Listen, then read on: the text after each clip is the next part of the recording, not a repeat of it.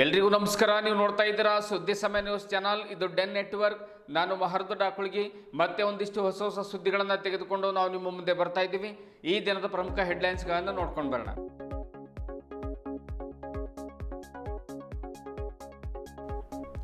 Chitguppa APMC ಮಾರ್ಕೆಟ್ನಲ್ಲಿ ಅಕ್ರಮ ಪಡಿತರ ಅಕ್ಕಿ ಸಾಗಾಟ. ಹೊರ ರಾಜ್ಯಗಳಿಗೆ ಪಡಿತರ ಅಕ್ಕಿ ಸಾಗಾಟ ಮಾಡುವ ಜಾಲವೊಂದು ಚಿಟಗುಪ್ಪದಲ್ಲಿ ನಿರಂತರವಾಗಿ ಕೆಲಸ ಮಾಡ್ತಾ ಇದೆ. ಮಿನಿ ವಾಹನಗಳಿಂದ ದೊಡ್ಡ ಲಾರಿಗಳಿಗೆ ಅಕ್ಕಿ ತುಂಬುತ್ತಿರುವ ವಿಡಿಯೋ ಇದೀಗ ಭಾರಿ ವೈರಲ್ ಆಗ್ತಾ ಇದೆ.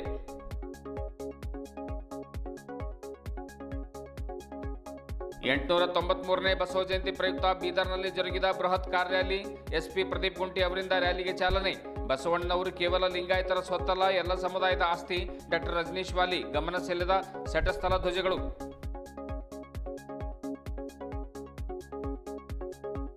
ಏಪ್ರಿಲ್ 19ರಂದು ಬೆಳಗ್ಗೆ ಗುರುನಾನಕ್ ಇಂಜಿನಿಯರಿಂಗ್ ಕಾಲೇಜಿನಲ್ಲಿ ಯೋಗ ಮಹೋತ್ಸವ. ಏಷ್ಯಾ ಬುಕ್ ಆಫ್ ರೆಕಾರ್ಡ್ ಮಾಡಲಿರುವ ಯೋಗ ದಿನ. ಆಯುಷ್ ಇಲಾಖೆಯ ಮಂತ್ರಿಗಳು ಭಾಗಿ. ಹೆಚ್ಚಿನ ಸಂಖ್ಯೆಯಲ್ಲಿ ಪಾಲ್ಗೊಳ್ಳಲು ಭವರ್ಲಾಲ್ ಆರ್ಯ ಕರೆ.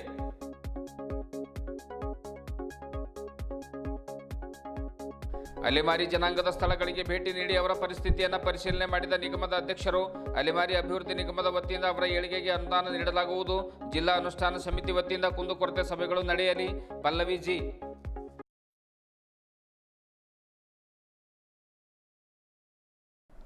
ಇಂದಿನ ಒಂದಿಷ್ಟು ವಾರ್ತೆಗಳ ವಿವರಗಳನ್ನು ನೋಡ್ಕೊಂಡು ಬರೋಣ.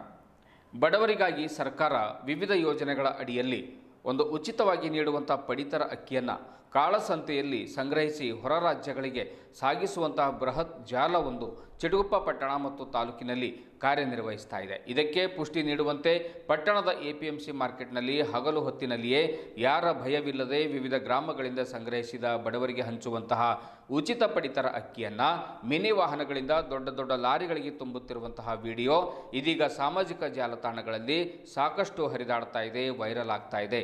ಸಾರ್ವಜನಿಕರ ಆಕ್ರೋಶಕ್ಕೆ ಗುರಿ ಆಗ್ತಾ ಇದೆ. ತಾಲೂಕಿನ ಪ್ರತಿ ಗ್ರಾಮಗಳಲ್ಲಿ ಈ ಅಕ್ರಮ ಪಡಿತರ ಅಕ್ಕಿ ಸಾಗಣೆ ಜಾಲದ ಸದಸ್ಯರಿದ್ದು ಬಡವರಿಂದ ಕಡಿಮೆ ದರದಲ್ಲಿ ಅಕ್ಕಿಯನ್ನು ಖರೀದಿಸಿ ಒಂದೆಡೆ ಸಂಗ್ರಹಿಸಿ ಕಾಳಸಂತೆಯಲ್ಲಿ ಹೆಚ್ಚಿನ ಬೆಲೆಗೆ ಮಾರಲು ಮಿನಿ ಗೂಡ್ಸ್ ವಾಹನಗಳಿಂದ ದೊಡ್ಡ ಲಾರಿಗಳಿಗೆ ಅಕ್ಕಿಯನ್ನು ವರ್ಗಾಯಿಸಿ ಹೊರ ರಾಜ್ಯಗಳಿಗೆ ಕಳುಹಿಸಲಾಗ್ತಾ ಇದೆ ಎನ್ನುವಂತಹ ಮಾತುಗಳು ಕೂಡ ಕೇಳಿ ಬರ್ತಾ ಇವೆ. ಇದಕ್ಕೆ ಪುಷ್ಟಿ ನೀಡುವಂತೆ ಲಾರಿಗಳಿಗೆ ಮಿನಿ ವಾಹನಗಳಿಂದ ಪಡಿತರ ಅಕ್ಕಿಯನ್ನು ತುಂಬುತ್ತಾ ಇರುವಂಥ ದೃಶ್ಯ, ಆ ಒಂದು ವಿಡಿಯೋ ಇದೀಗ ಸಾಮಾಜಿಕ ಜಾಲತಾಣಗಳಲ್ಲಿ ಭಾರಿ ವೈರಲ್ ಆಗ್ತಾ ಇದೆ.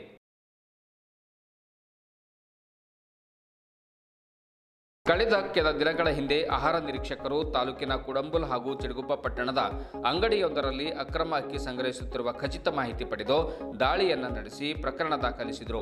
ಚಿಟಗುಪ್ಪ ಪಟ್ಟಣದಲ್ಲಂತೂ ಪಡಿತರ ಅಕ್ಕಿ ನೀಡುವಂಥ ಸರ್ಕಾರದ ಅಂಗಡಿಯ ಎದುರೇ ಅಕ್ರಮವಾಗಿ ಮತ್ತು ಯಾರ ಭಯವಿಲ್ಲದೆ ಪಡಿತರ ನೀಡುವ ಅಂಗಡಿಯ ಎದುರಿನ ಅಂಗಡಿಯಲ್ಲಿಯೇ ಅಕ್ರಮ ಅಕ್ಕಿಯನ್ನು ಸಂಗ್ರಹಿಸುತ್ತಿದ್ದರು. ಆಹಾರ ಇಲಾಖೆಯು ಕೇವಲ ಸಣ್ಣ ಪುಟ್ಟ ವ್ಯಾಪಾರಸ್ಥರ ಮೇಲೆ ದಾಳಿ ನಡೆಸಿ ಪ್ರಕರಣ ದಾಖಲಿಸುತ್ತಿದೆಯೇ ಹೊರತು ಈ ಅಕ್ಕಿಯನ್ನು ಅವರಿಂದ ಖರೀದಿಸಿ ಹೊರ ರಾಜ್ಯಕ್ಕೆ ಕಳುಹಿಸುವಂತ ಮುಖ್ಯ ವ್ಯಕ್ತಿಯ ವಿರುದ್ಧ ಯಾವುದೇ ಕ್ರಮ ಜರುಗಿಸ್ತಾ ಇಲ್ಲ ಎಂದು ಪಟ್ಟಣ ಹಾಗೂ ತಾಲೂಕಿನ ಸಾರ್ವಜನಿಕರು ತೀವ್ರ ಆಕ್ರೋಶವನ್ನು ವ್ಯಕ್ತಪಡಿಸ್ತಾ ಇದ್ದಾರೆ. ವೈರಲ್ ಆಗಿರುವ ವಿಡಿಯೋದಲ್ಲಿ ಹಾಡಹಗಲೇ ಯಾರ ಭಯವಿಲ್ಲದೆ ಸಣ್ಣ ಸಣ್ಣ ವಾಹನಗಳಿಂದ ಬೃಹತ್ ಲಾರಿಗೆ ಅಕ್ಕಿ ಮೂಟೆಗಳನ್ನು ತುಂಬಿಸಿ ಸಾಗಿಸುತ್ತಿರುವುದನ್ನು ನೋಡಿದರೆ ಈ ಅಕ್ರಮ ದಂಧೆಕೋರರಿಗೆ ಸರ್ಕಾರದ ಕಿಂಚಿತ್ತೂ ಭಯವಿಲ್ಲ ಎಂಬುದು ಸ್ಪಷ್ಟವಾಗ್ತಾ ಇದೆ. ಸಂಬಂಧಪಟ್ಟ ಇಲಾಖೆಗಳು ಕೂಡಲೇ ಎಚ್ಚೆತ್ತು ಈ ಅಕ್ರಮ ಅಕ್ಕಿ ಜಾಲವನ್ನು ಬಯಲುಗೆಳೆಯಲಿ ಎಂಬುದು ಸಾರ್ವಜನಿಕರ ತೀವ್ರ ಆಗ್ರಹವಾಗಿದೆ.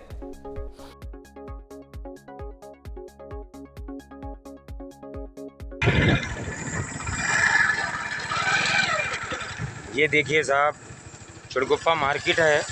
चिटगुप्पा मार्केट में सुबह सुबह राशन की चोरी चल रही है साहब. ये देखो मैं वीडियो बनाया तो तुमको छूट दिख रहा है. ये देखो दिख रहा है, ये पूरे चावलीज भर रहे हैं तुम्हें. 2 मिनट. देखो ये भी गाड़ी है चावलीज भरने की.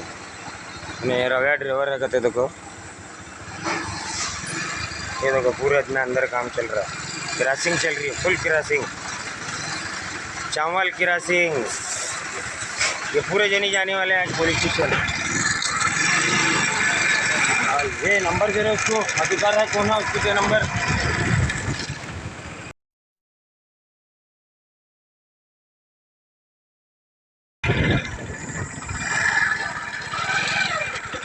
ये देखिए साहब, चिटगुप्पा मार्केट है. चिटगुप्पा मार्केट में सुबह सुबह राशन की चोरी चल रही है साहब. ये देखो मैं वीडियो बनाया तो तुमको छूट दिख रहा है. ये देखो दिख रहा है, ये पूरे चावलीज भर रहे हैं इसमें। 2 मिनट, देखो ये भी गाड़ी है चावलीज भरने की। मेरा भैया ड्राइवर है, कहते देखो ये देखो पूरे इसमें अंदर काम चल रहा है, क्रॉसिंग चल रही है, फुल क्रॉसिंग, चावल क्रॉसिंग। ये पूरे जनी जाने वाले हैं पुलिस स्टेशन। और ये नंबर दे रहे उसको, अधिकार है कौन है उसको दे नंबर।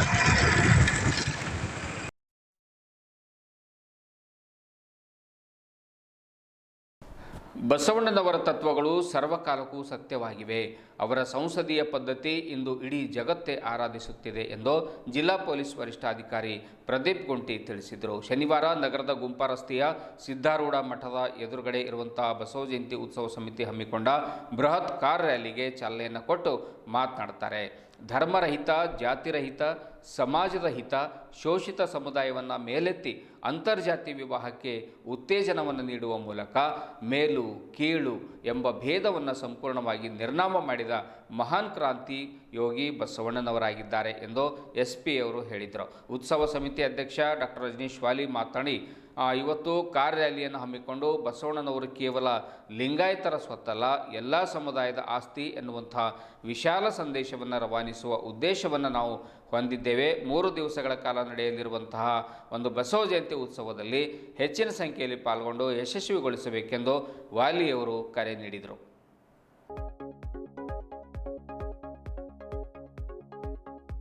ಕಾರ್ ರ್ಯಾಲಿ ಸಿದ್ಧಾರೂಢ ಮಠದ ಮುಂಭಾಗದಿಂದ ಮೈದೂರು ಕ್ರಾಸ್, ಬೊಮ್ಮಗೊಂಡೇಶ್ವರ ವೃತ್ತ, ಬಸವೇಶ್ವರ ವೃತ್ತ, ಮಹಾವೀರ ಚೌಕ್, ಭಗತ್ ಸಿಂಗ್ ವೃತ್ತ, ಅಂಬೇಡ್ಕರ್ ವೃತ್ತ, ಹರಳಯ್ಯ ಚೌಕ್, ಮೋಹನ್ ಮಾರ್ಕೆಟ್ ಮೂಲಕ ರೋಟರಿ ಸರ್ಕಲ್, ಮಡಿವಾಡ್ ಚೌಕ್, ಕೇಂದ್ರ ಬಸ್ ನಿಲ್ದಾಣ ಮುಂಭಾಗದಿಂದ ಪಾಪನಾಶ್ ದೇವಸ್ಥಾನವರೆಗೆ ಸಾಗಿತು. ಈ ಸಂದರ್ಭದಲ್ಲಿ ಉತ್ಸವ ಸಮಿತಿಯ ಪ್ರಧಾನ ಕಾರ್ಯದರ್ಶಿ ಶಶಿಧರ್ ಹೊಸಳ್ಳಿ, ಖಜಾಂಚಿ ಸಿದ್ದರಾಮಯ್ಯ ಸ್ವಾಮಿ, ಗೌರವ ಅಧ್ಯಕ್ಷ ಜಯರಾಜ್ ಖಂಡ್ರೆ, ಗೌರವ ಸಲಹೆಗಾರರಾದ ಶಿವಶರಣಪ್ಪ ವಾಲಿ, ಬಾಬು ವಾಲಿ, ವೈಜನಾಥ್ ಕಮಠಾಣೆ, ದೀಪಕ್ ವಾಲಿ, ಸೋಮಶೇಖರ್ ಪಾಟೀಲ್ ಗಾದ್ಗಿ, ಬಸವರಾಜ್ ಪಾಟೀಲ್, ಬಾಬುರಾವ್ ಮಲ್ಕಾಪುರೆ, ಶಕುಂತಲಾ ಬೆಲ್ದಾಳೆ ಹಾರಗೇರಿ, ಅಶೋಕ್ ಕುಮಾರ್ ಕರಂಜಿ, ವಿರೂಪಾಕ್ಷ ಗಾದ್ಗಿ, ಸಂತೋಷ್ ಪಾಟೀಲ್, ಆದಿಶ್ ವಾಲಿ, ವಿಜಯಕುಮಾರ್ ಪಾಟೀಲ್ ಸೇರಿದಂತೆ 150ಕ್ಕೂ ಅಧಿಕ ಬಸವಾನುಯಾಯಿಗಳು ಈ ಕಾರ್ ರ್ಯಾಲಿಯಲ್ಲಿ ಪಾಲ್ಗೊಂಡಿದ್ದರು.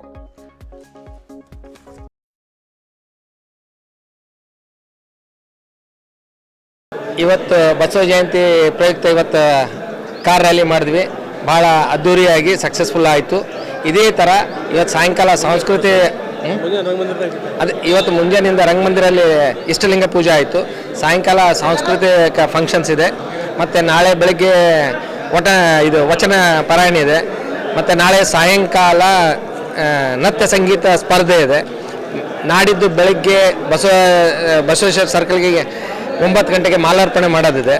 ಮತ್ತು ನಾಡಿದ್ದು 20ನೇ ತಾರೀಕು ಸಾಯಂಕಾಲ 5:30 ಗಂಟೆಗೆ ಎಲ್ಲರೂ ಇವತ್ತು ಹೆಂಗೆ ಕಾರ್ ರ್ಯಾಲಿಗೆ ಎಲ್ಲರೂ ಬಂದಿದ್ದಾರೆ, ಅದೇ ಥರ ಎಲ್ಲರೂ ತಮ್ಮ ತಮ್ಮ ಮನೆಯವರು, ತಮ್ಮ ತಮ್ಮ ಫ್ಯಾಮ್ಲಿ, ತಮಗೆ ಬೇಕಾದವರು, ಎಲ್ಲ ಬಂಧು ಬಳಗದವರು, ಎಲ್ಲ ಪಂಗಡದವರು, ಎಲ್ಲ ಜಾತಿದವರು ಮೆರವಣಿಗೆ ಬಂದು ಸಕ್ಸಸ್ ಮಾಡಬೇಕಂತ ನನ್ನ ಕಡೆಯಿಂದ ಕೇಳ್ಕೊಳ್ಳುತ್ತೇನೆ. ಹಾಗೆ ಇವತ್ತು ಕಾರ್ ರ್ಯಾಲಿಗೆ ಬಂದಂಥ ಎಲ್ರಿಗೂ ನನ್ನ ಕಡೆಯಿಂದ ಹೃದಯಪೂರ್ವಕವಾಗಿ ಧನ್ಯವಾದಗಳು ತಿಳಿಸ್ತೇನೆ. ಎಲ್ಲರಿಗೂ ಶರಣಾರ್ಥಿ.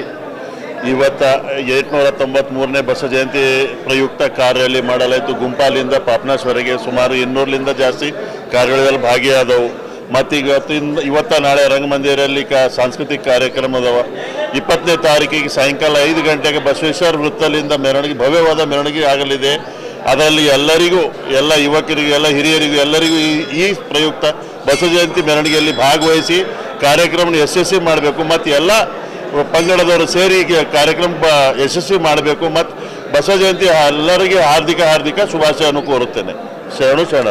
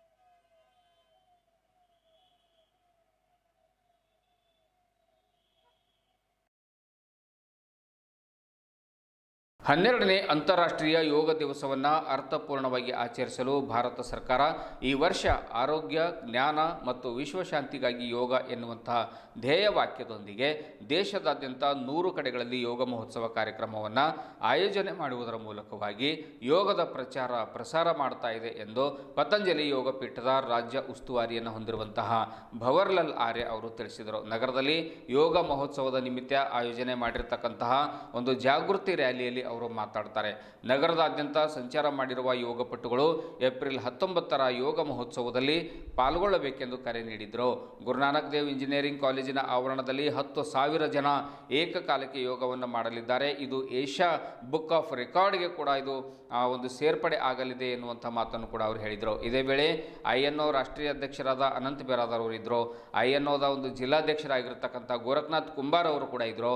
ಯೋಗ ಸಾಧಕರಾದ ಯೋಗೇಂದ್ರ ಯದ್ಲಾಪುರೆ, ಪ್ರಮುಖರಾದ ಬಸವರಾಜ್ ಧನ್ನೂರ್, ರೂಪಾ ಪಾಟೀಲ್ ಸೇರಿದಂತೆ ಹಲವರು ಈ ಸಂದರ್ಭದಲ್ಲಿ ಉಪಸ್ಥಿತರಿದ್ದರು. ಬೀದರ್ನಲ್ಲಿ ಯೋಗ ಯುವಕರಿಗೆ ಕೇಳಿ ಯೋಗ, ಅಕ್ಕ ಕೇಳು ಯೋಗ, ತಾತ ಕೇಳು ಯೋಗ ಎನ್ನುವಂಥ ಘೋಷಣೆಗಳನ್ನು ಕೂಗುತ್ತಾ ಫಲಕಗಳನ್ನು ಹಿಡಿದು ನಗರದ ತುಂಬೆಲ್ಲ ಸಂಚರಿಸಿ ಯೋಗ ದಿನದ ಕುರಿತು ಜಾಗೃತಿಯನ್ನು ಮೂಡಿಸಿದರು. ಗುರುನಾನಕ್ ದೇವ್ ಇಂಜಿನಿಯರಿಂಗ್ ಕಾಲೇಜಿನಲ್ಲಿ ಏಪ್ರಿಲ್ 19ರ ಬೆಳಿಗ್ಗೆ 5:30 ಗಂಟೆಗೆ ನಡೆಯಲಿರುವಂತಹ ಯೋಗ ಮಹೋತ್ಸವದಲ್ಲಿ ಪ್ರತಿಯೊಬ್ಬರು ಕೂಡ ಪಾಲ್ಗೊಂಡು ಈ ಒಂದು ಸುವರ್ಣ ಘಳಿಗೆಗೆ ಸಾಕ್ಷಿಯಾಗಬೇಕು ಅನ್ನುವಂಥ ಮಾತನ್ನು ಕೂಡ ಅನಂತ್ ಬಿರಾದರ್ ಅವರು, ಭವರ್ಲಾಲ್ ಆರ್ಯ ಅವರು, ಗೋರಖ್ನಾಥ್ ಕುಂಬಾರ್ ಅವರು ಎಲ್ಲ ಒಂದು ಯೋಗಪಟಿಗಳು ಈ ಸಂದರ್ಭದಲ್ಲಿ ಕರೆ ನೀಡಿದ್ದಾರೆ.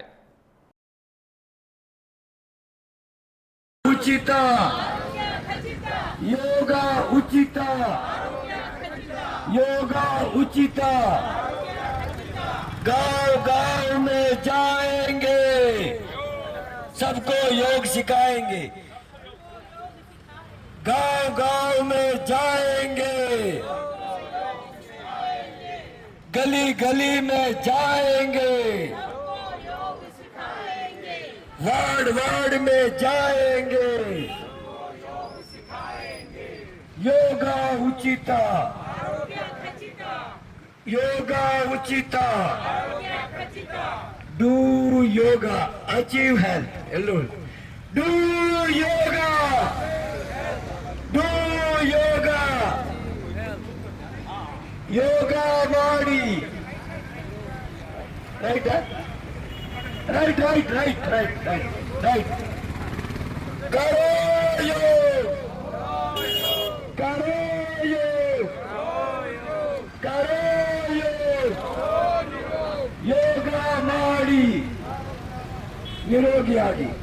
ಯೋಗ ಮಾಡಿ, ಯೋಗ ಮಾಡಿ, ಯೋಗ ಮಾಡಿ, ಯೋಗ ಮಾಡಿ, ಯೋಗ ಮಾಡಿ.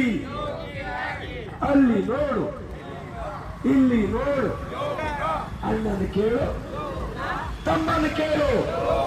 ಬೀದರ್ದಲ್ಲಿ GNDಯಲ್ಲಿ ನಾಳೆ ಬೆಳಿಗ್ಗೆ 5:00ಗೆ ಬೀದರ್ದಲ್ಲಿ ಯೋಗ ಉತ್ಸವ.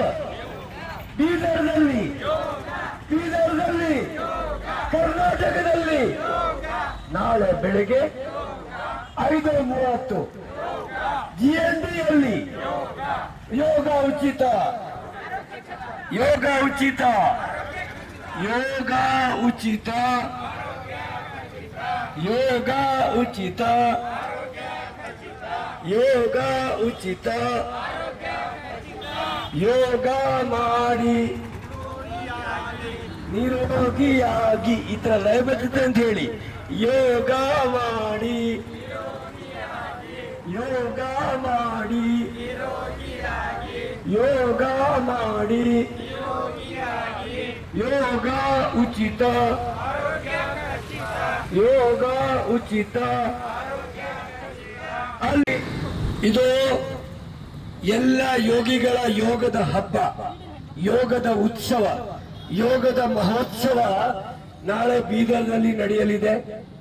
ಇಡೀ ಕರ್ನಾಟಕದಲ್ಲಿ ಏಕೈಕ ಕಾರ್ಯಕ್ರಮ ಈ ಯೋಗ ಮಹೋತ್ಸವ. ನಾಳೆ ಶ್ರೀ ಗುರುನಾನಕ್ ದೇವ್ ಇಂಜಿನಿಯರಿಂಗ್ ಕಾಲೇಜ್ ಆವರಣದಲ್ಲಿ 5:30 ನಾವೆಲ್ಲರೂ ಸರಿಯಾಗಿ ಇರಬೇಕು. ವ್ಯವಸ್ಥಿತವಾಗಿ ನಾವು ಆ ಕಾರ್ಯಕ್ರಮದಲ್ಲಿ ಪಾಲ್ಗೊಳ್ಳಬೇಕು. ಕರ್ನಾಟಕ ರಾಜ್ಯದ ಒಂದು ಹೆಮ್ಮೆಯ ಸಂಗತಿ. ಭಾರತ ಸರ್ಕಾರದ ಆಯುಷ್ ಮಿನಿಸ್ಟರ್ ಶ್ರೀಯುತ ಪ್ರತಾಪ್ ರಾವ್ ಜಾಧವ್ ಅವರು ಸ್ವತಃ ಇದರಲ್ಲಿ ಭಾಗಿಯಾಗ್ತಾ ಇದ್ದಾರೆ. ನಮ್ಮ ಈ ಇಂಡಿಯನ್ ನ್ಯಾಚುರೋಪತಿ ಆರ್ಗನೈಸೇಷನ್ INOದ ನಮ್ಮ ರಾಷ್ಟ್ರೀಯ ಅಧ್ಯಕ್ಷರು ಶ್ರೀ ಅನಂತ್ ಬಿರಾದರ್ಜಿ ಅವರ ಮಾರ್ಗದರ್ಶನದಲ್ಲಿ ಸಂಪೂರ್ಣ ನಮ್ಮ ಬೀದರಿನ ಯೋಗಿಗಳು, ಇಲ್ಲಿ ಒಂದು ಯೋಗ ಸಂಸ್ಥೆ ಅಂತಲ್ಲ, ಎಲ್ಲರೂ, ಇದು ಬೀದರದ ಕಾರ್ಯಕ್ರಮ ಆಗಿರೋದ್ರಿಂದ ನಾವೆಲ್ಲರೂ ಈ ಉತ್ಸವದಲ್ಲಿ ಪಾಲ್ಗೊಳ್ಳೋಣ ಅಂತ ಹೇಳಿ ನಾನು ಎಲ್ರಿಗೂ ಆತ್ಮೀಯ ಆಮಂತ್ರಣ ನೀಡ್ತಾ ಇದ್ದೀನಿ. ನಮ್ಮ ಅನಂತ್ ಬಿರಾದರ್ಜಿ ಸಹ ಕಾಲಕಾಲಕ್ಕೆ ಅಲೆಮಾರಿ ಜನಾಂಗದ ಏಳಿಗೆ ಕುರಿತು ಜಾಗೃತಿ ಸಭೆಗಳು ಹಾಗೂ ಸರ್ಕಾರದ ಯೋಜನೆಗಳ ಕುರಿತು ಅರಿವಿನ ಕಾರ್ಯಕ್ರಮಗಳನ್ನು ಮಾಡುವಂಥ ಜವಾಬ್ದಾರಿ ಜಿಲ್ಲಾ ಅನುಷ್ಠಾನ ಸಮಿತಿ ಮೇಲಿದೆ ಎಂದು ಕರ್ನಾಟಕ ಪರಿಶಿಷ್ಟ ಜಾತಿ ಪರಿಶಿಷ್ಟ ಪಂಗಡಗಳ ಅಲೆಮಾರಿ ಅಭಿವೃದ್ಧಿ ನಿಗಮದ ಅಧ್ಯಕ್ಷೆ ಪಲ್ಲವಿ ಜಿ ತಿಳಿಸಿದರು. ನಗರದ ಜಿಲ್ಲಾಧಿಕಾರಿಗಳ ಕಚೇರಿ ಸಭಾಂಗಣದಲ್ಲಿ ಕರೆದಿರುವಂತಹ ಸುದ್ದಿಗೋಷ್ಠಿಯನ್ನು ಉದ್ದೇಶಿಸಿ ಮಾತನಾಡಿರುವಂತಹ ಅವರು ಅಲೆಮಾರಿ ಜನಾಂಗದ ಸ್ಥಳ ನಿವೇಶನ ಮತ್ತು ಅವರ ವಸತಿಗಾಗಿ ಬೇಕಾಗಿರತಕ್ಕಂಥ ಒಂದು ಖರ್ಚು ವೆಚ್ಚಗಳ ಕುರಿತು ಒಂದು ವರದಿಯನ್ನು ಮಾಡಿ ಕಳಿಸಿ ಅಂತ ನಾನು ಕಳೆದ ಬಾರಿ ಹೇಳಿದ್ದೆ. ಆದರೆ ಅದು ಇದುವರೆಗೂ ಕೂಡ ಒಂದು ಜಿಲ್ಲಾ ಅನುಷ್ಠಾನ ಸಮಿತಿಯವರು ಕಳುಹಿಸಿಲ್ಲ. ಸ್ವಲ್ಪ ವಿಳಂಬ ಆಗಿದೆ. ಹೀಗಾಗಿ ವಿಳಂಬ ಆದರೂ ಕೂಡ ಪರವಾಗಿಲ್ಲ, ಆದರೆ ನಿಗಮದ ವತಿಯಿಂದ ಅವರ ಅಭಿವೃದ್ಧಿಗೆ ಬೇಕಾಗಿರತಕ್ಕಂತಹ ಎಲ್ಲ ರೀತಿಯ ಸರ್ಕಾರಿ ಸೌಲಭ್ಯಗಳನ್ನು ಅವರಿಗೆ ಕಲ್ಪಿಸಿಕೊಡಲಾಗುವುದು ಎನ್ನುವಂಥ ಭರವಸೆಯನ್ನು ಪಲ್ಲವಿ ಜಿ ಅವರು ಕೊಡುತ್ತಾರೆ. ಈ ಸಂದರ್ಭದಲ್ಲಿ ಜಿಲ್ಲಾಧಿಕಾರಿ ಶಿಲ್ಪಾ ಶರ್ಮಾ ಸೇರಿದಂತೆ ಇತರೆ ಅಧಿಕಾರಿಗಳು ಸುದ್ದಿಗೋಷ್ಠಿಯಲ್ಲಿ ಪಾಲ್ಗೊಂಡಿದ್ದರು. ಹಾಗಾದರೆ ಪಲ್ಲವಿ ಜಿ ಅವರು ಅಲೆಮಾರಿ ಜನಾಂಗದವರ ಕುರಿತು ಸುದ್ದಿಗೋಷ್ಠಿಯಲ್ಲಿ ಏನೇನು ಮಾತನಾಡಿದ್ದಾರೆ ಎನ್ನುವಂಥದ್ದನ್ನು ಬನ್ನಿ ಕೇಳಿಸ್ಕೊಂಡು ಬರೋಣ. ಡೈರೆಕ್ಷನ್ ಕೊಟ್ಟಿದ್ದೇನೆ. ಎಲ್ಲೆಲ್ಲಿ ಸರ್ಕಾರಿ ಭೂಮಿ ಇದೆ ಅದನ್ನು ಸಮುದಾಯ ಭವನಕ್ಕಾಗಿ ನಿಗದಿ ಮಾಡಬೇಕು. ಒಂದು ವೇಳೆ ಸರ್ಕಾರಿ ಭೂಮಿ ಇಲ್ಲ ಅಂತಂದರೆ CA ಸೈಟ್ಗಳಿರ್ತದೆ. ಲೇಔಟ್ ಡೆವಲಪ್ಮೆಂಟ್ ಕಡ್ಡಾಯವಾಗಿ ಗ್ರಾಮ ಪಂಚಾಯತಿ ಮಟ್ಟದಿಂದ ತಾಲೂಕು ಮಟ್ಟದವರೆಗೂ ನೀವು ಮಾಡಿರ್ತೀರಿ. ಲೇಔಟ್ನಲ್ಲಿರ್ತಕ್ಕಂಥ CA ಸೈಟ್ಗಳನ್ನು ಆದ್ಯತೆ ಮೇರೆಗೆ ನಮ್ಮ ಅಲೆಮಾರಿ ಸಮುದಾಯಗಳಿಗೆ ನಿಗದಿ ಮಾಡಿಕೊಡಿ. ಅದಕ್ಕೆ ಬರೆಸೋಂಥ ವೆಚ್ಚವನ್ನು ನಾನು ನಿಗಮದಿಂದ ಕೊಡ್ತೀನಿ ಅನ್ನೋ ಒಂದು ಮಾತನ್ನು ಕೂಡ ನಾನು ಹೇಳಿದ್ದೇನೆ. ಅದು ಪೂರಕವಾಗಿ ನಮಗೆ ಪ್ರಸ್ತಾವನೆ ಮಾತ್ರ ಬರಬೇಕಾಗಿದೆ. ಹಾಗೆ ಔರಾದ್ ತಾಲೂಕಿನ ಪಟ್ಟಣದಲ್ಲಿ ಸುಮಾರು 45 ವರ್ಷಗಳಿಂದ ರೋಡಿನ ಬದಿಯಲ್ಲಿ ಜೋಪಡಿ ಹಾಕ್ಕೊಂಡು ವಾಸ ಮಾಡ್ತಿದ್ದಂಥ ನಮ್ಮ ಅಲೆಮಾರಿ ಸಮುದಾಯದವರಿಗೆ 2007ರಲ್ಲಿ 2 ಎಕರೆ ಜಮೀನು ಮಂಜೂರಾಗಿರುತ್ತದೆ. ಇದುವರೆಗೂ ಸಹ ಅದನ್ನು ಒಂದು ಪ್ರಸ್ತಾವನೆಯನ್ನು ನಿಗದಿ ಮಾಡಿರ್ತಕ್ಕಂಥ ಪ್ರಸ್ತಾವನೆಯನ್ನು ನಮಗೆ ನಿಗಮ ಕೇಂದ್ರ ಕಚೇರಿಗೆ ತಲುಪಿಸಿರೋದಿಲ್ಲ. ಅದು ತಲುಪಿಸ್ಬೇಕು ಅಂತಂದರೆ ಆ ತಾಲೂಕಿನ ತಹಸೀಲ್ದಾರ್ ಅವರು ಮತ್ತು ಸಮಾಜ ಕಲ್ಯಾಣ ಇಲಾಖೆಯ ನಮ್ಮ ಸಹಾಯಕ ನಿರ್ದೇಶಕರು ಮತ್ತು ಜಿಲ್ಲಾಡಳಿತ ಒಂದು ಕೋಆರ್ಡಿನೇಷನಲ್ಲಿ ಕೆಲಸ ಮಾಡಿದ್ರೆ ಖಂಡಿತವಾಗ್ಲೂ ಬೇಗ ಸ್ಪೀಡಪ್ ಆಗ್ತದೆ. ಅದನ್ನು ಪೆಂಡಿಂಗ್ ಉಳಿಸ್ಕೊಳ್ಳೋದ್ರಿಂದ ಯಾರಿಗೂ ಉಪಯೋಗ ಇಲ್ಲ. ಅವ್ರಿಗೆ ಅಂತ ನಿಗದಿ ಮಾಡಿ ಇಟ್ಕೊಂಡ್ರೆ ಹೇಗೆ ಉಪಯೋಗ ಆಗುತ್ತೆ? ನಾವು ಬಟ್ಟೆ ಕೊಟ್ಟಿದ್ದೀವಿ ಅಂತಂದರೆ ಆಗೋಗುತ್ತಾ? ಬಟ್ಟೆ ಹೊಲಿಸ್ಕೊಟ್ರೇ ಅವರು ಹಾಕ್ಕೊಳ್ಳಿಕ್ಕಾಗತ್ತೆ. ಹಾಗಾಗಿ ಈ ಜನಕ್ಕೆ ತಿಳುವಳಿಕೆ ಇಲ್ದಿರೋದ್ರಿಂದ ನಿಮ್ಮ ಕೆಲಸಗಳನ್ನ ನೀವೆಲ್ಲ ತ್ವರಿತಗತಿಯಿಂದ ಮಾಡಬೇಕು ಅನ್ನೋ ಒಂದು ವಿಚಾರವನ್ನು ನಾವು ಇವತ್ತು ನಿರ್ದೇಶನವನ್ನು ಕೊಟ್ಟಿದ್ದೇವೆ. ಹಾಗೆ ನಾವು ಮಾನ್ಯ ಸಚಿವರು ಏನು ನಮ್ಮ ಪ್ರಭು ಚೌಹಾಣ್ ಅವರ ಒಂದು ಜಾಗದಲ್ಲಿ, ಅವರ ಒಂದು ಕ್ಷೇತ್ರದಲ್ಲಿ ಇದ್ದಂಥ ಪಾರ್ದಿ ಸಮುದಾಯದವರ ಒಂದು ಸಮಸ್ಯೆ, ಸುಮಾರು 84 ಕುಟುಂಬಗಳಿಗೂ ಕೂಡ ಅಲ್ಲಿ ನಿವೇಶನ ಇಲ್ಲ. ಅದು ಬದಲಿ ಆಗಬೇಕಾಗಿದೆ. ತಹಸೀಲ್ದಾರ್ ಅವರು ಇಲ್ಲೇ ಬಂದಿದ್ದಾರೆ. ನಾವು ಕಳೆದ ಬಾರಿ ಬಂದಾಗಲೂ ಕೂಡ ತಹಸೀಲ್ದಾರ್ ಅವ್ರ ಹತ್ರ ಚರ್ಚೆ ಮಾಡಿದ್ದೆ ಆ ವಿಚಾರವಾಗಿ. ಆ ಬದಲಿ ಆಗಿರುವಂಥದ್ದನ್ನು ಒಂದು ನಿರ್ಣಯವನ್ನು ತಗೊಂಡು ಅವ್ರಿಗೆ ಶಾಶ್ವತ ನೆಲೆಯನ್ನು ಕಲ್ಪಿಸ್ಕೊಡ್ಬೇಕಾಗಿದೆ. 1 ವರ್ಷ ಆದರೂ ಸಹ ಆ ಸಮಸ್ಯೆ ಕೂಡ ಇನ್ನೂ ಬಗೆಹರಿದಿಲ್ಲ. ತ್ವರಿತಗತಿನಲ್ಲಿ ಕಾನೂನಿನ ಅಡಿನಲ್ಲಿ ನಾವು ನಿಯಮ ಬಿಟ್ಟು ಏನು ಮಾಡಿ ಅಂತ ಹೇಳಿಲ್ಲ, ಆದರೆ ಆದ್ಯತೆ ಯಾರಿಗೆ ಕೊಡಬೇಕು ಅನ್ನೋದು ನಮ್ಮ ಅಧಿಕಾರಿಗಳು ತಿಳ್ಕೊಬೇಕಾಗಿದೆ.